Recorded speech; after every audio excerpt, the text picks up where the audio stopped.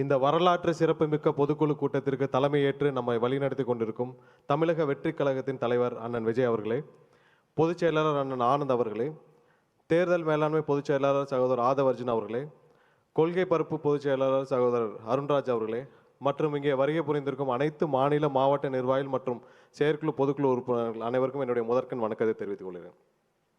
நம்ம பொதுச் செயலாளர் பேசிட்டு இருக்கப்ப சொன்னார், நம்மளுடைய கட்சி ஆரம்பித்து 2 வருடம் 7 மாதங்கள் ஆகிவிட்டது என்று.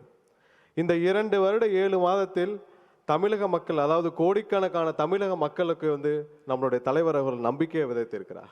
என்ன நம்பிக்கையான ஒரு மாற்றத்தை வர வேண்டும், இந்த மொத்த சிஸ்டம்ல இப்படி ஒரு புறையோடி கிடக்கிற இந்த சிஸ்டம்ல இருந்து ஒரு மாற்றம் வர வேண்டும் என்ற நம்பிக்கையை விதைத்திருக்கிறார். ஒவ்வொரு நாளும் நம்மளுடைய தமிழக வெற்றி கழகத்தின் நிர்வாகிகள், நம்மளுடைய தலைவர் மற்றும் தலைவரின் உரை, தலைவரின் செயல்பாடுகள் ஒவ்வொன்றையும் தமிழகம் மட்டுமல்ல இந்தியா முழுவதும் உற்று நோக்கி பார்த்து வருகிறார்கள். ஒரு சின்ன உதாரணம் சொல்கிறேன். கடந்த வாரம் 28 பேர் கொண்ட ஒரு நிர்வாக குழுவை தலைவர் அவர்கள் அறிவித்தார். அந்த நிர்வாக குழு கூட்டம் அடுத்த நாள் முடித்துவிட்டு, நம்மளுடைய பொதுச் செயலாளர் தலைமையில் முடித்துவிட்டு மதுரைக்கு தேவர் ஜெயந்திக்காக போயிட்டு இருந்தோம். அப்போ நடுவில் தேநீருக்காக ஒரு இடத்துல நிப்பாடி இருந்தப்போ ஒரு பெரியவர் என்கிட்ட கேட்டார், இப்போ தான் நீங்கள் 28 பேர் கொண்ட கூட்டத்தை முடிச்சிருக்கிறீங்க, என்ன முடிவு எடுத்தீங்கன்னு.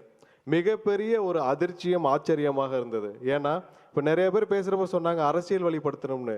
கிட்டத்தட்ட 80 இல்லை 90% இல்லை 100% தமிழக மக்களை நம்மளுடைய தலைவர் அவர்கள் அரசியல் வழிபடுத்தியிருக்கிறார்.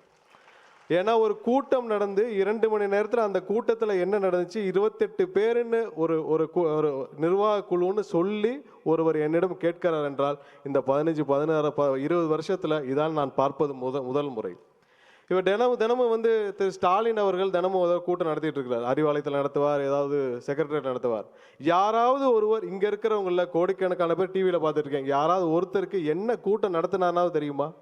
யாருக்கும் எதுக்கு கூடினாரு, என்ன கூட்டம் நடத்துனாங்க?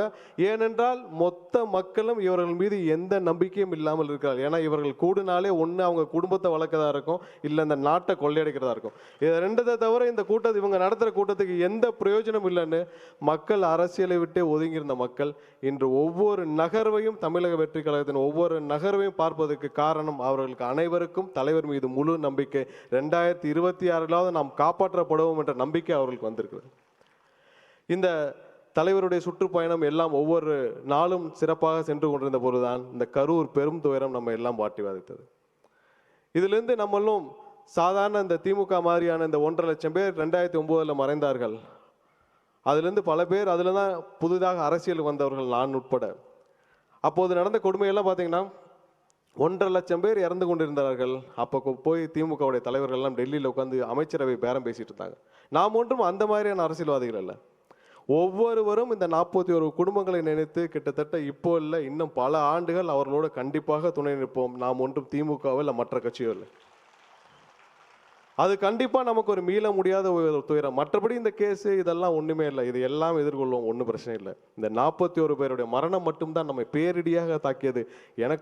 என்னை பொறுத்தவரை நம் தலைவர் வாழ்நாள் முழுவதும் இதிலிருந்து மீள மாட்டார் என்பதில் கண்டிப்பாக உறுதியாக நிச்சயமாக இருக்கிறோம். ஏனென்றால் மக்களுக்காக வந்த ஒரு தலைவருக்கும் மற்றவர்களுக்கும் உள்ள வித்தியாசம் அதுதான்.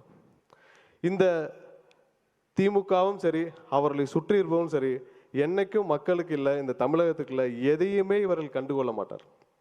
இந்த 1.5 மாதத்தில் நம்ம எல்லாரையும் பார்த்தா பொதுமக்கள் எல்லாம் சொல்லியிருப்பாங்க, பல டிவியில் பார்த்துருப்போம், இந்த சதிகார கும்பல், இந்த சதிகார திமுக கும்பல் இத்தோடு அரசியல் விட்டு விரட்டப்பட வேண்டும் மட்டும் ஒட்டுமொத்த தமிழக மக்களுடைய ஒட்டுமொத்த குரலாக இருக்கு.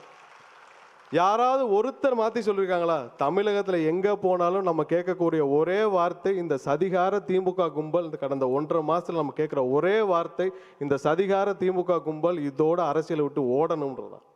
2026 உங்கள் அண்ணன், எங்களுடைய தலைவர் அண்ணன் விஜய் அவர்கள் தலைமையில் அமைச்சரவை அமைந்தே தீரும், முதல்வராக அமைந்தே தீர்வார்.